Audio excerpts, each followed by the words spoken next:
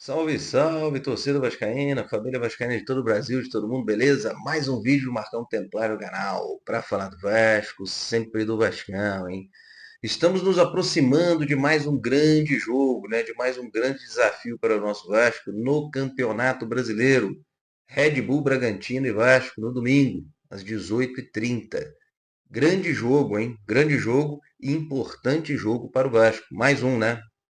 Afinal de contas, a gente vem numa escalada sensacional, né, em busca da Libertadores da América. Assunto do vídeo. Também vamos atualizar alguma coisa sobre São Januário. Andei pesquisando aí, né, sobre a questão da reforma, ampliação e modernização de São Januário e tem alguma coisinha para a gente comentar aqui no vídeo também, né? Também, é claro, precisamos falar mais uma vez sobre a questão do físico dos atletas. Agora é mais um assunto que o Templário está de olho e está preocupado para conversar com vocês, torcedores do Vasco. Físico dos atletas e período chuvoso, também assunto do vídeo.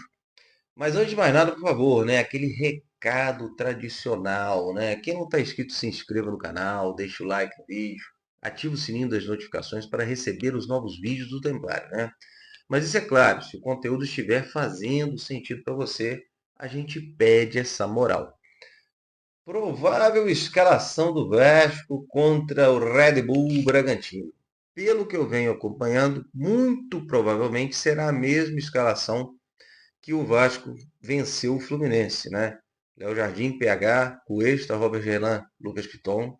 A dupla de volantes vai ser mantida Tietê e o Barros, né? O Hugo Moura volta de suspensão, mas fica à disposição no banco de reservas. O Vasco tem mexida. Coutinho, Rayan, Nuno e Andrés Gomes. Muito provavelmente será a mesma escalação, né? E eu concordo que, para mim, nesse momento, é o melhor Vasco.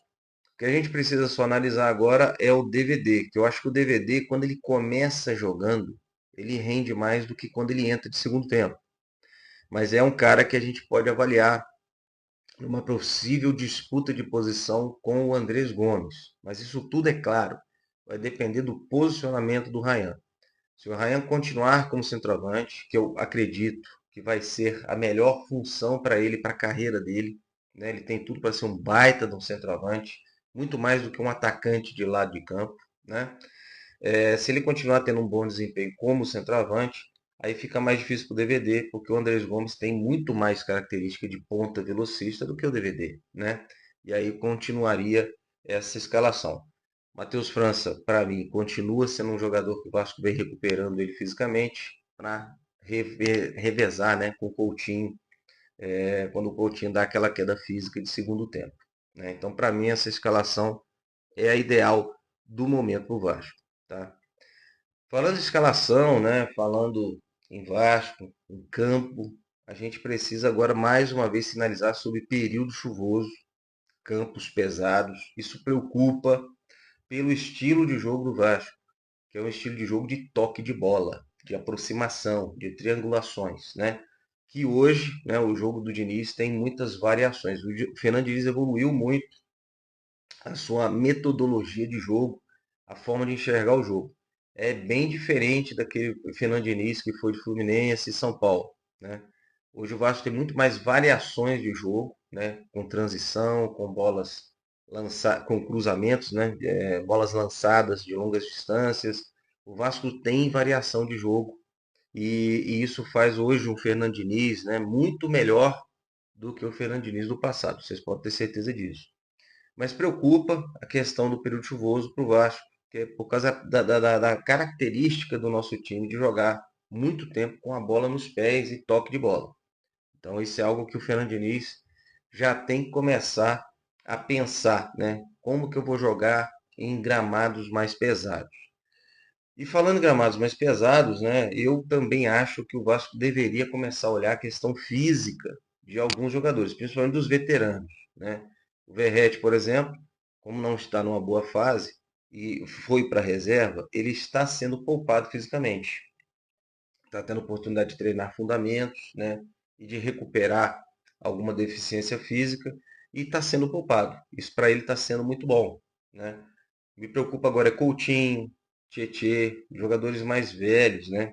E aquela do Ryan lá, quando ele sente a posterior da coxa. Então acho que o Vasco já tem que começar também a olhar para isso, porque está chegando o final do Campeonato Brasileiro e está chegando o grande momento dos mata-matas na Copa do Brasil. Então é um assunto que também tem que ser começado a ser olhado, né, pela comissão técnica, pela parte de fisioterapia, medicina esportiva do Vasco, né, do departamento de futebol, em relação a jogadores veteranos e jogadores chaves como o Ryan, não é verdade?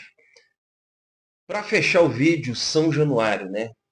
Voltei a dar uma pesquisada aí, porque o anúncio ainda não aconteceu, quem que está comprando potencial construtivo, quando é que começa as obras.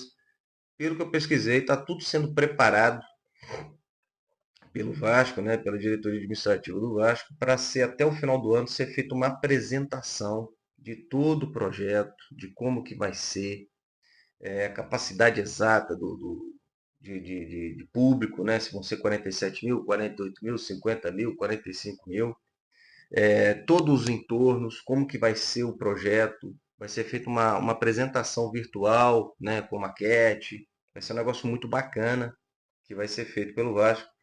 E com certeza nesse momento também vai ser feito um anúncio dos investidores, de quando vai começar a obra. Então acredito que nesse momento tudo isso está sendo planejado, né? Está sendo estruturado, cronogramas de obra, está tudo sendo estudado nesse momento já para ser feito um anúncio muito legal, de muito bom gosto, vocês podem ter certeza disso, para o final do ano. Então a gente vai ficar acompanhando, né? O que se especula é isso, o que se fala é isso e o que eu acredito, né? O Vasco hoje é organizado, né?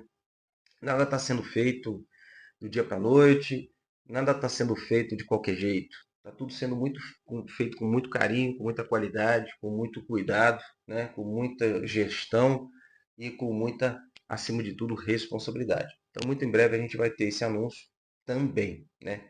E continuamos de olho sobre o investidor que está no gatilho da SAF aí. Estamos de olho, né? Porque a cereja do bolo é a entrada de um grande investidor para a gente potencializar isso tudo que está sendo reconstruído dentro do Vasco pela diretoria de Pedrinho, né?